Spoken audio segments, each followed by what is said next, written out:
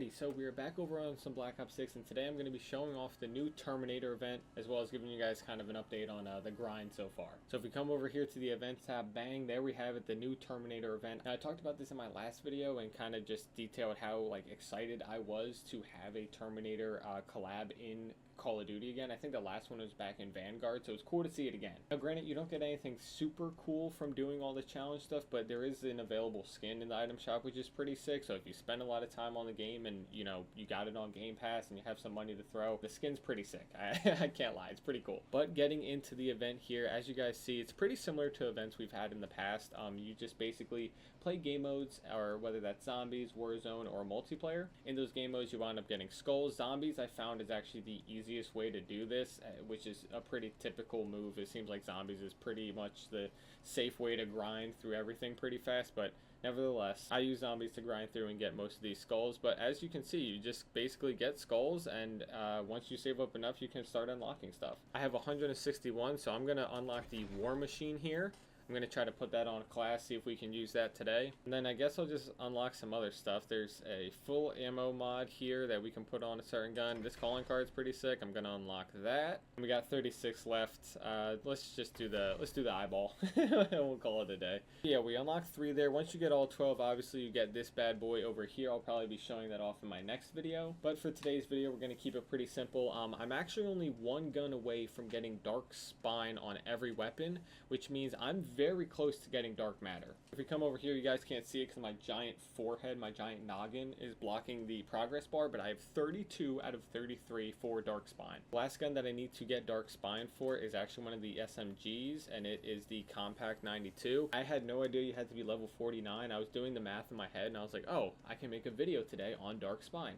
That was not the case. I had no idea you had to be level 49. So I got quite a bit to go. I've been playing some zombies to just kind of get some free skulls and get some easy XP. But today I figured I'd go on some 10v10, see if I can show off the new War Machine, and just play with the Barrett. Alright, I know you guys are probably going to hate me. I made the executive decision to go into Stakeout. I just hopped in 2 10v10 matches, both Nuketown, and it was horrible. I'm not playing that. Not that Stakeout is going to be much better, but it's at least, brain numbing, whereas Nuketown I'm just going to rage the entire time. So we're on Stakeout. Some interesting gaming news that actually came out today. It was kind of surprising because I just got done talking about this, but Lies of P actually announced its DLC. I thought it was going to be coming out earlier, and I guess that they did wind up having to push back the date because I believe it was originally supposed to drop in the fall of 2025.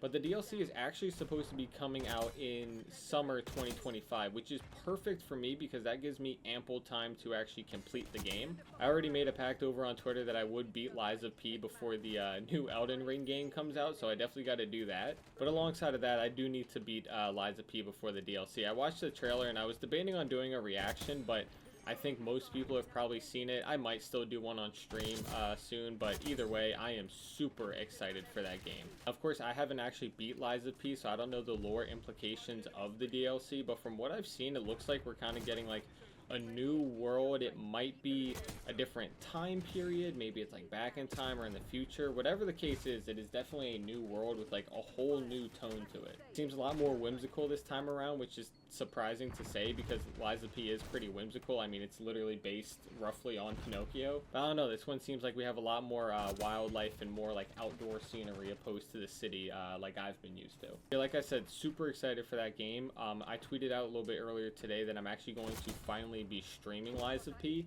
I've been talking about streaming it for a while and never actually sat down to do it. But hopefully this weekend, probably Saturday night into Sunday maybe, there's going to be a bunch of Lies of P content. I'm going to try to stream the game, and I think I'm going with a greatsword build this time around. I'm tired of trying to do the balanced build. It just doesn't work for me. I wound up doing a playthrough kind of just on my own for some fun, just to see how hard the first couple of bosses would be, and I didn't make any more progress than I did over on my past playthrough, but I got through the first 2 bosses super fast. And I found the greatsword is just my bread and butter. I'm a total glass cannon, but that's fine.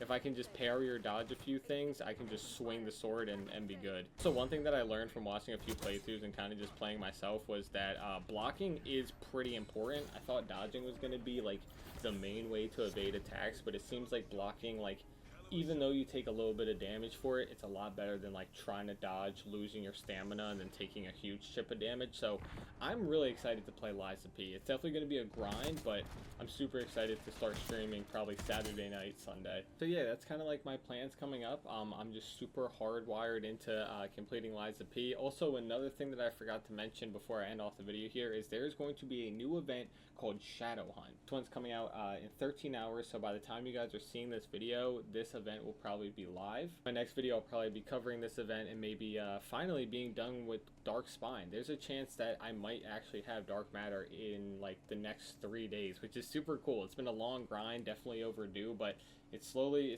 but surely coming. We're at the final stretch. Yeah, definitely look out for a video soon on either Dark Matter or this new event coming around, and then I'm going to try to finish up the Terminator event as well. Ton of events out of nowhere.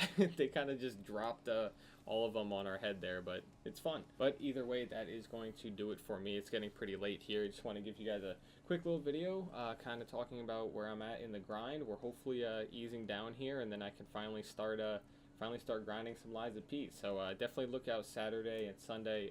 I'll tweet it out and probably yap about it in my next video, but I would definitely be streaming Liza P again, hopefully better than my first time, because the first time was horrendous. But again, thank you guys so much for all the support. Truly, I know I've been pretty inconsistent here recently, and you guys are still showing out every video, so seriously, thank you so much, and I'll catch you in the next one. Peace.